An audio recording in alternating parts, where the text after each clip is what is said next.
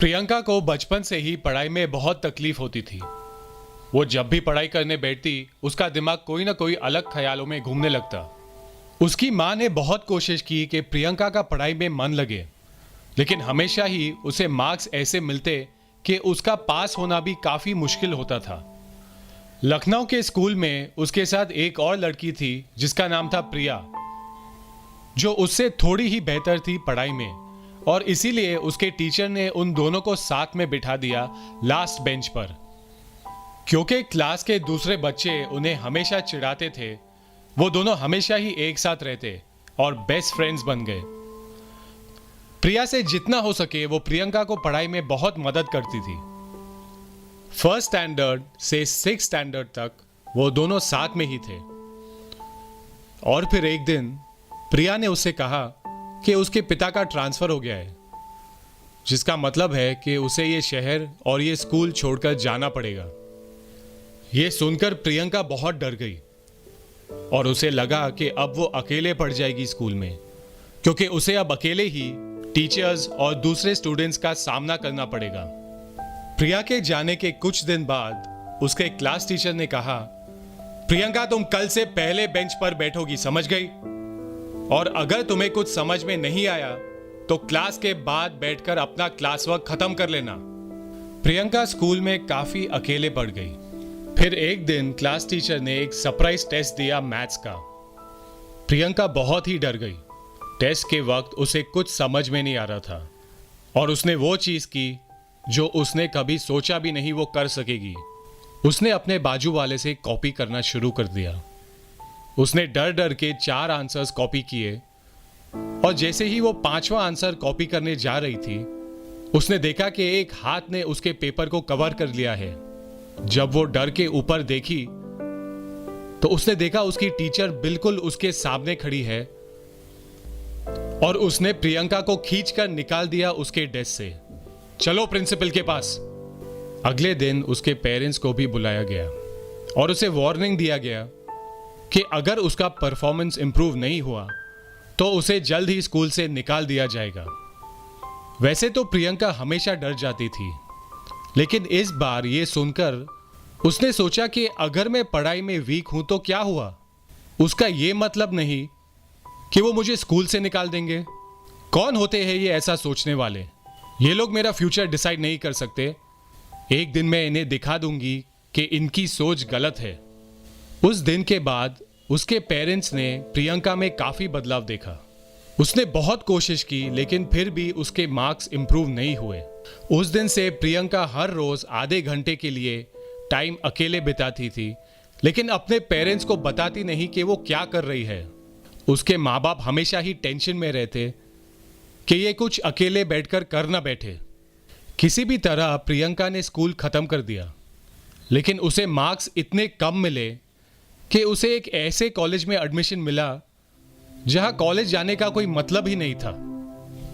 College के 2 साल निकल गए और प्रियंका की हर रोज अकेले बैठने की आदत अब तक नहीं गई। 12th स्टैंडर्ड के बाद उसने अपने पेरेंट्स से कुछ कहा जिसने उन्हें चौंका दिया। उसने कहा कि उसे मुंबई में जाकर नौकरी करनी है और वो अपने एग्जाम्स कॉरेस्पॉन्डेंस से दे देगी। उन्होंने जवाब दिया कि तुम वहां अकेले कैसे रहोगी और तुम्हारे खर्चे अकेले कैसे मैनेज करोगी? प्रियंका ने जवाब दिया कि उसे पता नहीं, लेकिन उसे जाना होगा, नहीं तो वो यहीं पर रह के अपना करियर नहीं बना सकेगी और वो अपने कॉलेज के 3 साल और वेस्ट कर देगी, जो उसे नहीं करना है। कुछ हफ्तों बाद वो निकलती है मुंबई के लिए, जहां वो एक पेइंग गेस्ट बनकर रह रही है। वो इंटरव्यूज देना शुरू करती है और उसे जॉब चाहिए एक मीडिया कंपनी में जहां उसका काम ज्यादा क्रिएटिव हो, क्योंकि वो जानती है कि बाकी कामों में उसके सक्सेस के चांसेस बहुत ही कम है।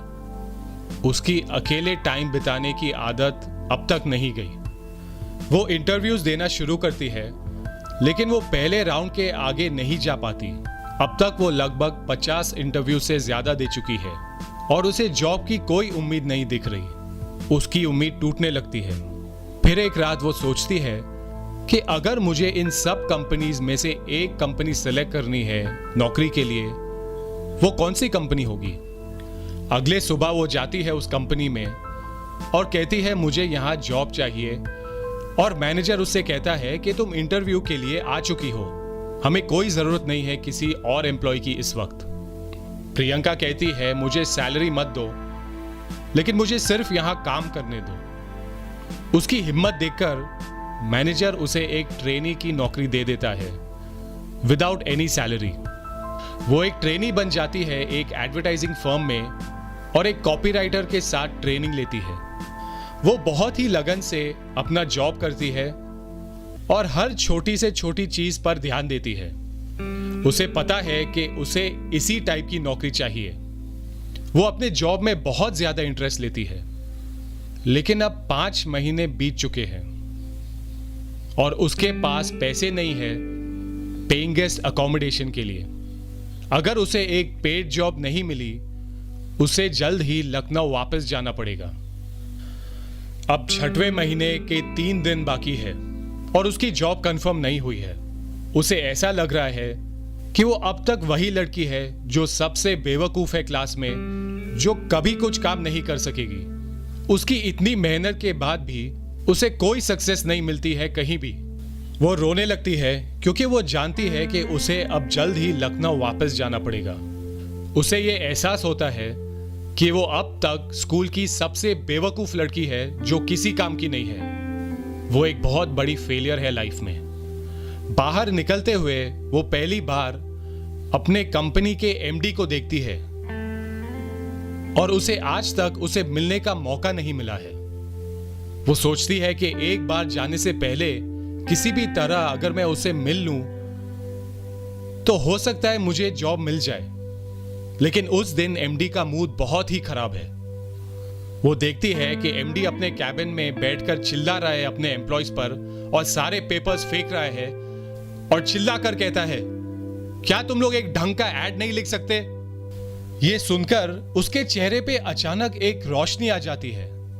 वो मुस्कुराने लगती है और वो जाती है एमडी के कैबिन में बिना दरवाजा नॉक किए। एमडी उसे देखकर चिल्लाता है, कौन हो तुम? क्या चाहिए तुम्हें? अपने धीमे आवाज में प्रियंका एमडी को रिक्वेस्ट करती है कि वो एक बार उसके एड्स देख ले। वो कुछ देर के लिए उसे घूरता रहता है और फिर कहता है, दिखाओ तुम्हारे बकवास आइडियाज। वो एक बड़ा सा एल्बम निकालती है और उसे टेबल पर रखती है। एमडी पूछता है, इसमें से तुम्हारा एड कौन सा है? और वो जवाब देती है कि सारे एड्स मेरे हैं। एमडी जब एल्बम को खोलता है और एड्स को देखने लगता है, वो चौंक जाता है कि एक यंग लड़की इतने आइडियाज कैसे लिख सकती है इतने छोटे समय में।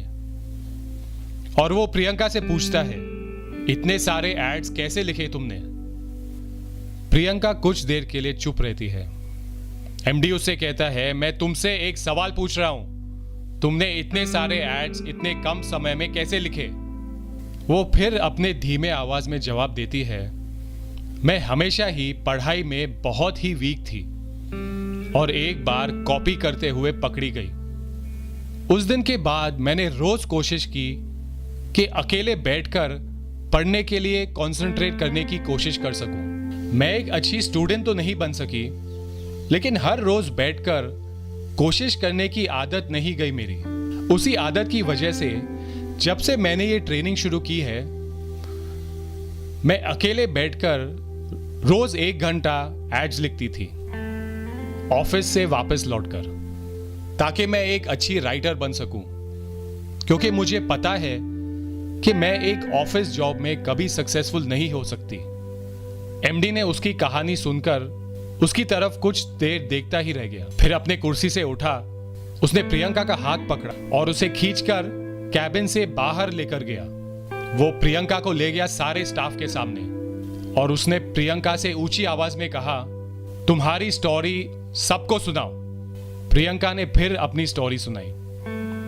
उसकी स्टोरी सुनने के बाद ऑफिस के सारे लोग चुप रह गए और फिर उस मैनेजर ने ताली बजाना शुरू किया जिसने उसे ट्रेनिंग के लिए एक जॉब दी थी। और एक के बाद एक ऑफिस के सारे स्टाफ ने उसके लिए तालियां बजाना शुरू कर दिया। प्रियंका मुस्कुराने लग गई और उसके आंखों में आंसू आ गए। कुछ देर बाद एमडी ने उससे कहा कि अब तुम लखनऊ वापस चले जाओ। प्रियंका थोड़ी कंफ्यूज हो गई। एमडी ने कहा कि 15 दिन के बाद तुम वापस आना, क्योंकि मैं तुम्हें 2 साल के लिए छुट्टी नहीं दूंगा। और उसने प्रियंका को अपॉइंटमेंट दे दिया एज अ जूनियर कॉपीराइटर। आज आप प्रियंका के मुस्कुराते हुए चेहरे को देख रहे हैं, क्योंकि वो अपने करियर में सक्सेसफुल हो चुकी है। लेकिन उसकी मुस्कुराहट के पीछे बहुत सालों की मेहनत, बहुत सारे आंसू और बहुत ज्यादा हिम्मत है। ये थी प्रियंका की स्टोरी।